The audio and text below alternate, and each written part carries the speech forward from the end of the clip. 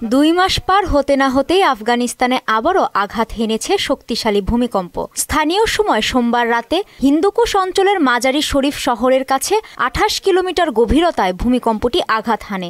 যুক্তরাষ্ট্র ভূতাত্ত্বিক জরিপ সংস্থার তথ্যমতে ভূমিকম্পের মাত্রা ছিল 6.3।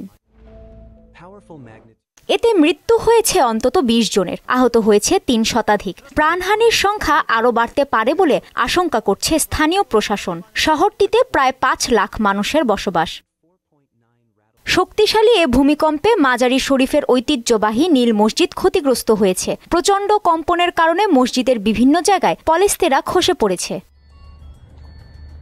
এদিকে ভারতের তেলেঙ্গানার রাঙ্গারেড্ডি জেলায় সড়ক দুর্ঘটনায় প্রাণ গেছে অন্তত 24 জনের, এতে আহত হয়েছে অনেকে। স্থানীয় সময় সোমবার সকালে হায়দ্রাবাদগামী একটি বাসের সঙ্গে বিপরীত দিক থেকে আসা পাথর বোঝাই ট্রাকের মুখোমুখি সংঘর্ষে হতাহতের এ ঘটনা ঘটে।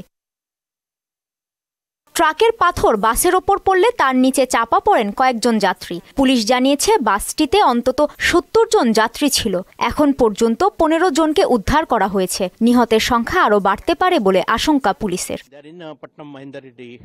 অন্যদিকে রাজস্থানের জয়পুরে একটি পেট্রোল পাম্পের কাছে ডাম্পার ট্রাক নিয়ন্ত্রণ হারিয়ে ধারাবাহিকভাবে 17টি যানবাহনে ধাক্কা দিলে 13 জন নিহত হয়। আহত হয়েছে 10 জনেরও বেশি। এদের মধ্যে 3 জনের অবস্থা আশঙ্কাজনক বলে জানিয়েছে পুলিশ। কাজী শাহরিন, মোহনা সংবাদ।